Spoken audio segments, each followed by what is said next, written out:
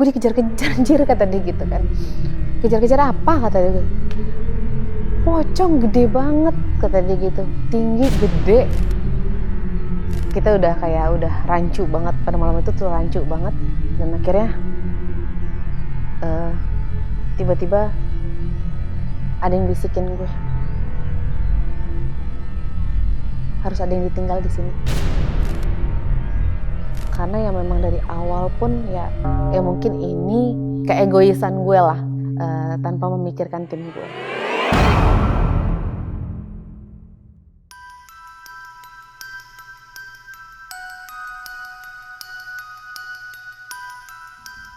Assalamualaikum warahmatullahi wabarakatuh. Balik lagi di Telusur bareng gue Jon Arya. Pada malam hari ini, Telusur akan menelusuri kisah pengalaman mistis yang dialami oleh konten kreator, di mana pada saat dia melakukan eksplor di tempat yang angker, banyak kejadian mistis yang dialaminya. Bahkan ada salah satu korban yang meninggal akibat kejadian di lokasi tersebut. Penasaran dengan kisahnya bakal seperti apa? Saksikan terus Telusur.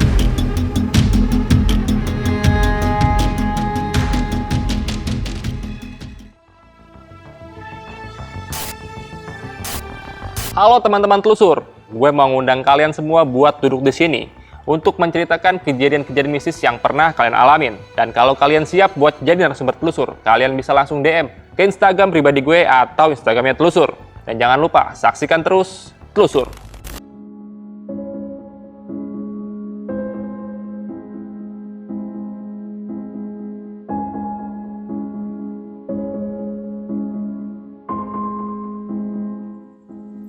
Assalamualaikum warahmatullahi wabarakatuh, Kak Tena. Waalaikumsalam warahmatullahi wabarakatuh. Gimana kabarnya, Kak Tena, sehat? Alhamdulillah. Kak Tena sekarang aktivitas hari-harinya lagi sibuk apa nih? Sibuknya masih jadi karyawan. Masih jadi karyawan? Iya, masih jadi karyawan ya. Oke, Kak Tena, ini kan yang tadi kita ngobrol di belakang ya Kak, bahwa kakak ini dulu pernah menjadi seorang konten kreator. Udah lama banget. Di tahun 2000 berapa tuh? Saya jadi konten 2019 akhir sampai 2022 sih. Benar-benar berhenti di tahun 2022. Yap. Dan apa nih alasannya Kak Athena berhenti konten? Salah satunya faktornya memang karena alasan pribadi. Yang kedua itu memang gue sempat punya traumatik juga sih di dunia kreator, apalagi horor ya. Karena horor itu penuh risiko juga sih. Penuh risiko? Iya, karena gue pernah kehilangan tim gue.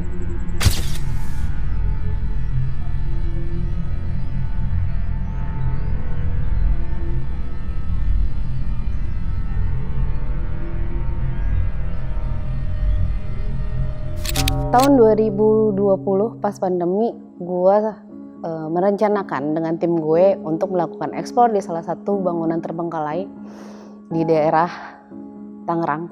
Di situ memang terkenalnya banyak gangguan-gangguan lah ya, makanya bangunan tersebut tidak diselesaikan.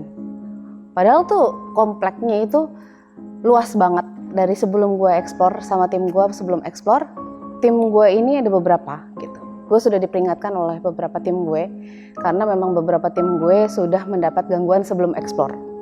Gangguan itu berupa mimpi. Satu mimpi memang didatengin dan dia ya sudah merasa terancam, diancam. Yang kedua pun sama, Hamin 2 atau 3 itu sudah konfirmasi sama gue sendiri. Gue bilang ya udah jalan. Kita nggak tahu kalau kita belum kesana. Karena gue itu tipe orang yang punya rasa penasaran tinggi gitu.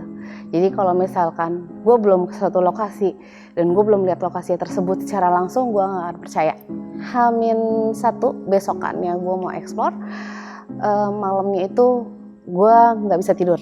Gue baru bisa tidur tuh pas azan subuh, baru bisa tidur gue. Di situ gue ada mimpi. Mimpinya ya sama gitu sama teman-teman gue yang lain.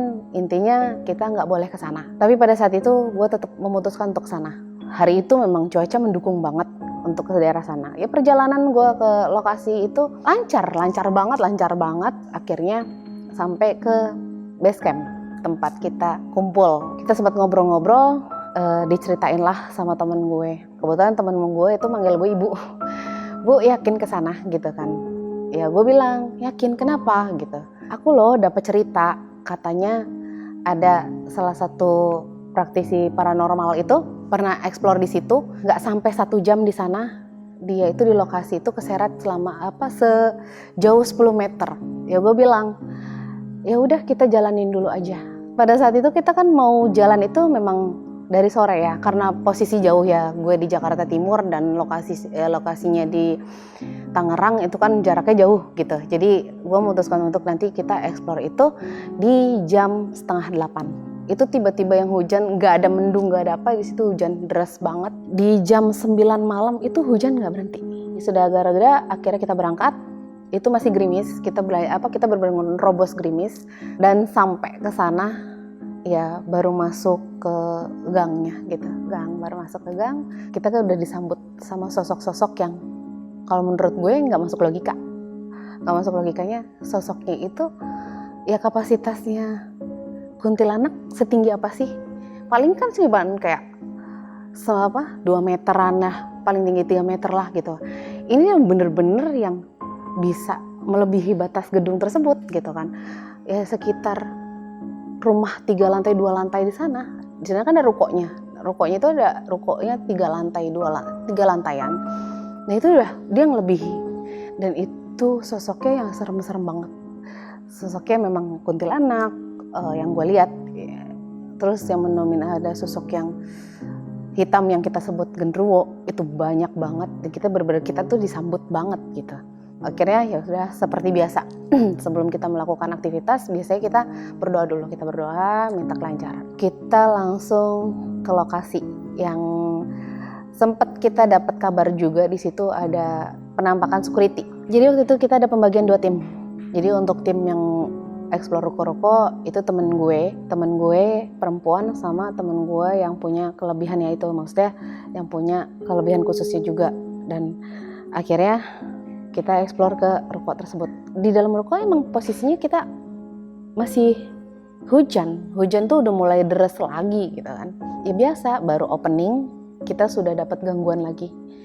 Temen gue itu hampir kesurupan, yang perempuan itu hampir kesurupan, yang benar-benar dia sudah beda, tatapannya dia sudah beda, kayak bukan dia gitu. Gue ngeliatnya kayak bukan dia gitu.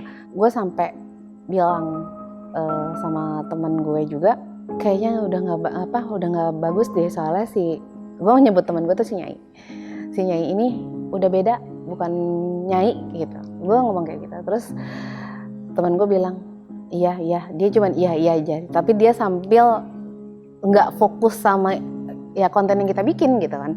Dia fokus sama sekelilingnya.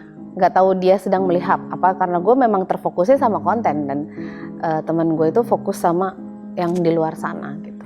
Temen gue bilang, Bu, ini ada yang mau komunikasi, katanya gitu. Ya gue bilang, ngomong komunikasi apa gitu. Security-nya datang, kata dia gitu kan, arwah security-nya datang. Dia ngomong kayak gitu.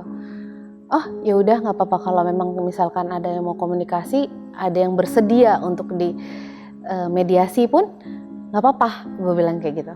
Dan sehabis kayak gitu dia mediasi, tapi tidak istilahnya mediasi pun ya nggak kesurupan atau gimana ya gitu. Dia cuman kayak ngobrol berbicara ya secara mereka lah ya gitu. Abis kayak gitu dia ngomong gini, dia minta doa, intinya minta disempurnakan. Gue bilang, ya kalau masnya sanggup silahkan, kalau tidak sanggup kita hanya bisa mendoakan saja. Gue selalu ngomong kayak gitu. Dan akhirnya security tersebut sudah sempurna. Itu menurut temen gue yang mengerti dengan hal-hal lebih dari mengertinya.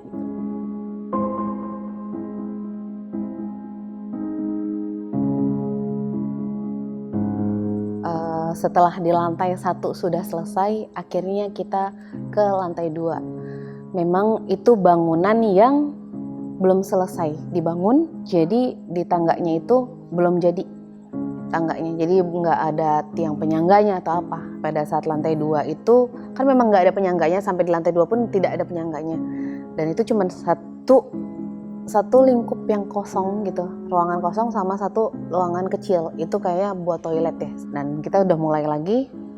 Nah di situ ada ancaman baru. Sosok ancaman barunya itu yang kita sebut genderuwo. Kenapa mengancam? Karena dia ada mengincar sesuatu. Nah setelah itu kita terus menelusuri, kita membicarakan, ya secara nggak langsung kita membicarakan dia. Sosoknya itu memang tinggi banget kan, gede. Itu posisinya berada di belakang kameramen gue. Dan di situ gue refleks, gue teriak, awas di belakang lo, gue bilang kayak gitu. Dia ngomong, apaan sih mbak, kata dia gitu. Hati-hati di belakang lo, gue bilang gitu. Iya, kata dia gitu. Karena dia itu tipe orang yang tidak percaya sama hal tersebut. Jadi dia kayak santai aja, gak gimana-gimana gitu. Yang panik itu gue gitu, karena memang ya secara gak langsung ya tanggung jawab tim itu ya tanggung jawab gue lah gitu. Akhirnya kita selesai take di situ, kita udah melakukan penelusuran di situ, kita cepat-cepat turun. Dan niat kita mau ngetik lagi bagian gue yang di perumahan. Nah setelah di bagian perumahan dan gue di saat gue lagi opening, tiba-tiba ya gue nggak, istilahnya di situ tuh gue kayak gagal fokus. Gue nggak fokus sampai ya kameramen gue bilang sampai gini, santai dulu katanya, lo relax dulu gitu. Lo jangan terdistract sama mana-mana kata dia gitu kan. Intinya lo fokus, lo pelan-pelan, lo cooling down aja kata dia gitu. Dia sampai tiba-tiba teman gue yang cewek itu si Nyai nyamperin gue, kak tolongin kata dia gitu. Kenapa? Kata gue gini gitu, kenapa? Kata dia gitu. Terus katanya, gue dikejar-kejar anjir kata dia gitu kan. Kejar-kejar apa kata dia. Pocong gede banget kata dia gitu, tinggi gede. Abis gitu dia ngejar-ngejar gue, kita udah rancu banget pada malam itu tuh, rancu banget. Dan akhirnya tiba-tiba ada yang bisikin gue,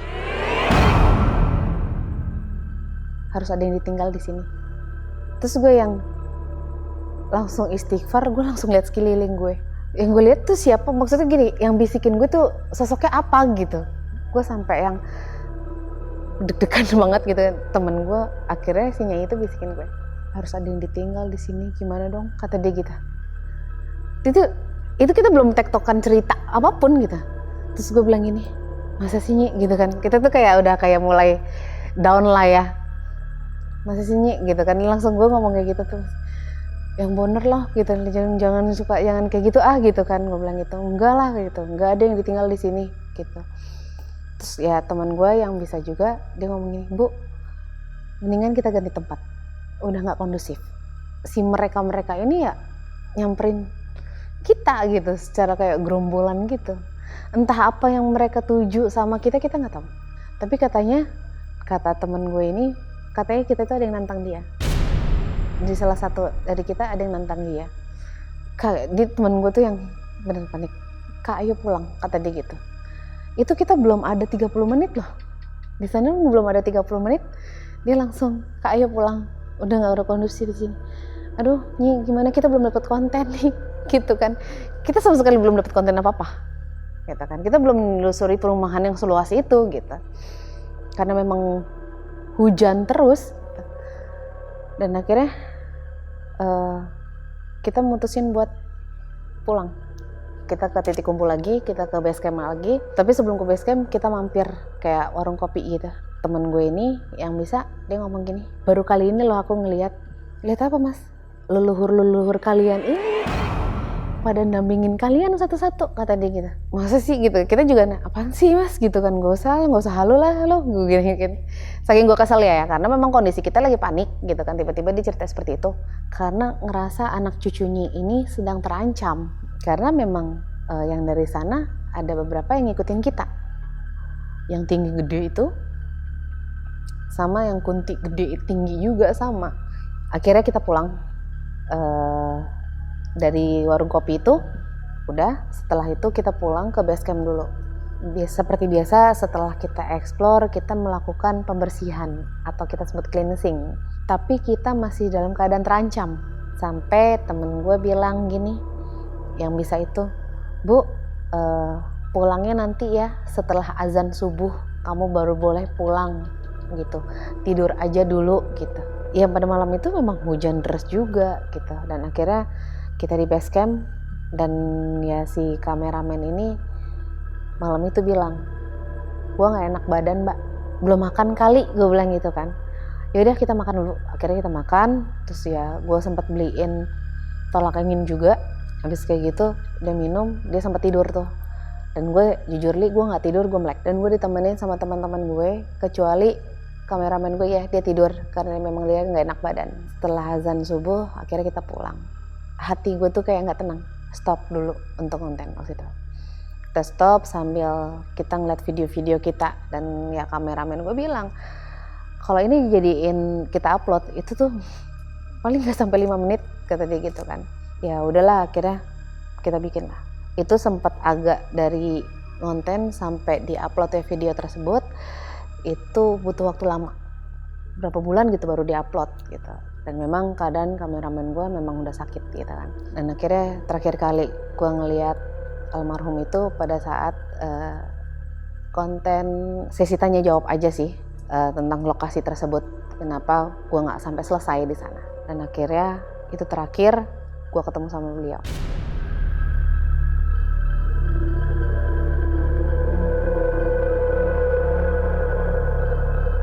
Jadi sakit intinya kan. Gue bilang, lo nggak apa-apa kata dia gitu. Nggak apa-apa mbak gitu. Memang kemarin gue sempat dirawat kata dia gitu. Sakit apa? Enggak, gue kecapean aja kata dia gitu. Apa ya udah lo istirahat dulu aja, kita hold dulu lah kontennya gitu kan. Toh kita baru ngerintis gitu kan. Gue bilang kayak gitu. Dan ya udah sempet ya udah paling tanya jawab ya biasa aja gitu. Chattingan juga biasa. Nggak yang ini. Dia sempet nanya, kapan lagi mbak ngonten gitu kan.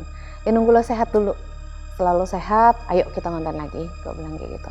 Dia yang nyemangatin gue dulu, ayo mbak, kata dia gitu. Kita bangun bareng-bareng di channel, kata dia gitu. Selang berapa bulan apa ya, aku lupa deh. Masih tahun yang sama, tiba-tiba tuh, waktu itu posisi gue udah mulai masuk kerja, kan waktu itu kan pandemi kan sempat dirumahin ya. Gue mulai sempat masuk kerja, posisi gue pulang kerja, tiba-tiba ditelepon sama teman gue yang di Lampung. Mbak, udah tahu kabarnya si A, kata dia gitu. Kenapa? Si A meninggal. Gue lagi di angkutan umum, ya shock gue lagi di busway kan. Gue langsung, yang bener lo jangan bercanda. Orang gue tadi pagi, karena gue tadi paginya itu gue masih WA-an, gue masih sempat teleponan karena memang gue lagi pengen waktu itu mau bikin seragam ya. Dan gue ngomong, lo lagi ngapain sih, sibuk bener? Ya mbak, nih gue lagi masang stiker, gue lagi ngerapihin kamar. Itu pagi, itu masih komunikasi itu. Gue bingung kan, gue mau kesana sama siapa ya? Gue bilang gitu kan. Akhirnya memang beberapa waktu gue baru bisa kesana, gue ke makamnya aja. Nah, gue sempat nyelawat, tapi gue langsung ke makamnya. Sampai seperti itu, ya udahlah seperti biasa. Malam ke-7, malamnya gue ngimpi. Ada di suatu jalanan yang tanahnya tuh merah gitu kan. Gue kayak gue nggak tahu nungguin siapa. Tiba-tiba ya almarhum datang, dia bawa motor tapi belakangnya goncengan sama perempuan. Gue bilang kan, lo bawa siapa sih? Gue bilang gitu, bawa siapa? Orang nggak bawa siapa-siapa. Tapi gue ngeliat itu ada sosok perempuan gitu. Gue yang, mana sih mbak? Enggak, itu lo bawa siapa gitu kan. Dalam mimpi gue, dia cuma ngomong, tolongin gue mbak. Gue kebangun, gue langsung gue ucapin pertama pasti istighfar. Bantal gue basah, gue keringet gue basah semua kayak basah kuyup, kayak orang mandi gitu. Ya awalnya gue anggap itu kayak mimpi biasa. Mungkin almarhum minta didoain. Abis kayak gitu, ya biasa gue bangun, gue berangkat kerja seperti biasa. Waktu itu gue pagi-pagi karena memang gue kepagian datang, ya gue ngopi dulu lah. Gue ngopi.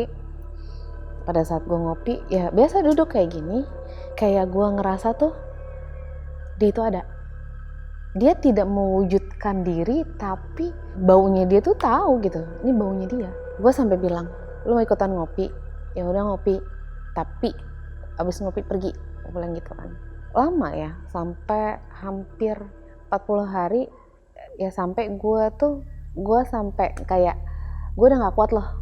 Sebenarnya ada apa sih gitu kan? Akhirnya gue nge-share ini sama orang yang gue percaya untuk gue share hal-hal yang seperti ini gitu kan. Ya gue ceritain semuanya. Beliau tersebut ngomong gini, emang kamu habis dari mana neng? Kata dia gitu kan. Ya biasa, aku kan konten aku kan konten horor gitu kan. Emang ke tempat apa? Ya gue ceritain kan. Ya udah kata dia gitu. Terus ya gue bilang gini, kalau memang dia belum sempurna, tolong bantu sempurnain. Karena bukannya gue nggak mau diganggu, gue kasihan kalau sampai dia nggak tenang. Apa sih gue sampai detik ini pun, di saat dia ulang tahun gue ngerasain vibes-nya dia. Paling kalau misalkan merasakan vibes-nya dia, gue selalu pas hari ulang tahunnya dia, gue selalu ya happy birthday gitu kan. Terus udah, lo tenang di sana ya gitu. Gue selalu berdoa buat lo gitu. Gue selalu kayak gitu. Itu aja sih yang gue mau ceritain. Dan itu yang bikin gue trauma untuk konten horor lagi. Karena memang ya belum move on dari ini. Karena masih teringat kejadian itu. Karena ya memang dari awal pun ya mungkin ini keegoisan gue lah, tanpa memikirkan tim gue. Makanya akhirnya gue mempensiunkan diri untuk menjadi content creator horor. Oke Kak Tena, terima kasih banyak sudah mau menceritakan ya kejadian yang pernah Kak Tena alami, di mana Kak Tena harus bisa dibilang merelakan kepergian teman Kak Tena nih ya. Karena satu insiden di mana Kak Tena bersama dengan tim melakukan eksplorasi ke satu tempat yang bisa dibilang tempat terangker di Tangerang. Kak, kalau dari kakak nih, kepergian atau meninggalnya sosok almarhum ini, ada sangkut pautnya nggak sih dengan kejadian waktu kakak dibisiki oleh sosok yang nggak kasat mata nih, bahwa harus ada yang tinggal di tempat itu? Gue tidak mau meyakini ya.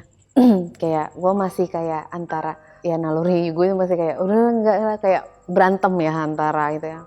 Tapi tuh semakin gue tidak meyakini, semakin kok iya ya gitu ya, iya ya gitu. Ya walaupun orang-orang mau di luaran sana ngomong ini, ngomong itu, ngomong ini, tapi kan balik lagi ke batin kita, hati kita, nurani kita. Walaupun katanya, kata teman terdekatnya dia sudah punya penyakit itu sejak lama. Soalnya kan di mimpi juga sih almarhum ini sempat mendatangi kakak dan sempat mengucap kata tolong nih. Kata tolong ini maksudnya apa nih Kak? Pada saat gue sharing itu sama orang yang gue percaya banget di bidang tersebut, beliau tidak mau menjelaskan. Ya udah Neng, ikhlasin aja, kata dia gitu. Ya saya sudah ikhlas gitu kan.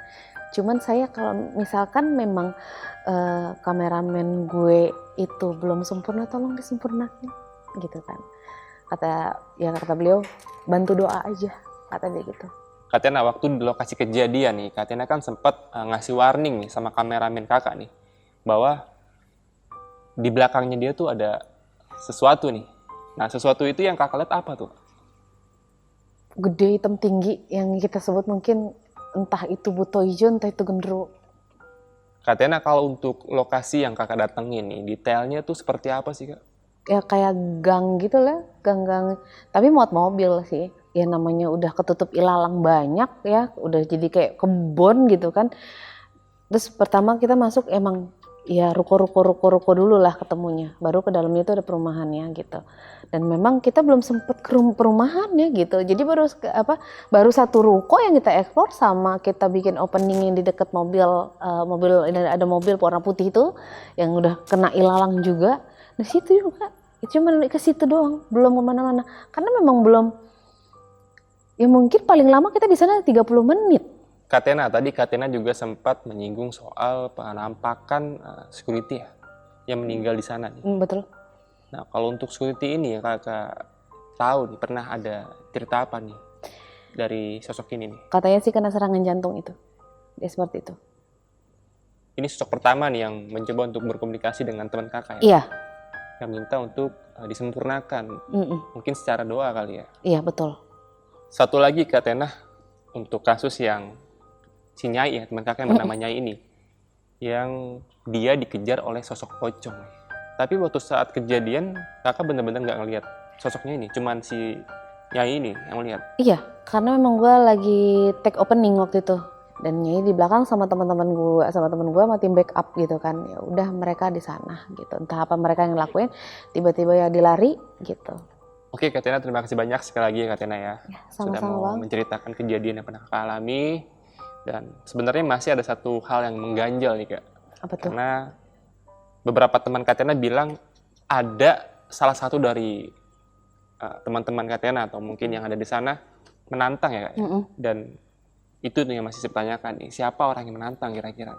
Tidak tahu, kita semua nggak tahu siapa yang menantang, karena kan menantangnya ya mungkin, ya gue nggak ngerti ya, mungkin menantang dalam hal apa juga, kan kita batin orang tidak ada yang tahu. Betul. Ya kan, itu mungkin tantangan dari batin mereka masing-masing gitu. Oke. Karena memang pada saat di lokasi pun ya mereka semua ya mengikuti rules kita dan alur kita gitu. Memang kalau almarhum itu dia itu memang tidak percaya kalau dia itu tidak melihat secara langsung. Tapi pada saat dia udah sering ikut explore gue, dia mulai percaya. Katanya kita juga dari Telusur mengucapkan turut berbelasungkawa ya Kak ya, atas Makasih. meninggalnya almarhum. Semoga almarhum diterima di sisi Allah Subhanahu wa taala dan diampuni segala dosanya ya Kak ya. Sekali lagi terima kasih banyak buat Kak Tena. Thank you juga buat Bang Jan dan tim. Oke, buat teman-teman yang penasaran dengan lokasi tempat kejadian di mana Kak Tena bersama dengan teman-temannya ini explore, nanti bisa langsung lihat sendiri di YouTube-nya Kak Tena ya Kak. Nanti linknya gue taruh di deskripsi ini. Jangan lupa nanti mampir ke sana. Kak Tena sekali lagi terima kasih banyak. Sama-sama. Sehat selalu dan salam untuk keluarga di rumah. Terima kasih. Assalamualaikum warahmatullahi wabarakatuh. Waalaikumsalam.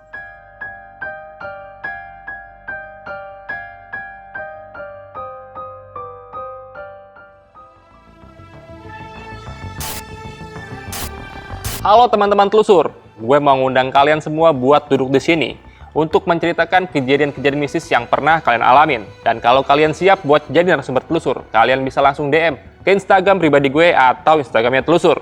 Dan jangan lupa saksikan terus Telusur.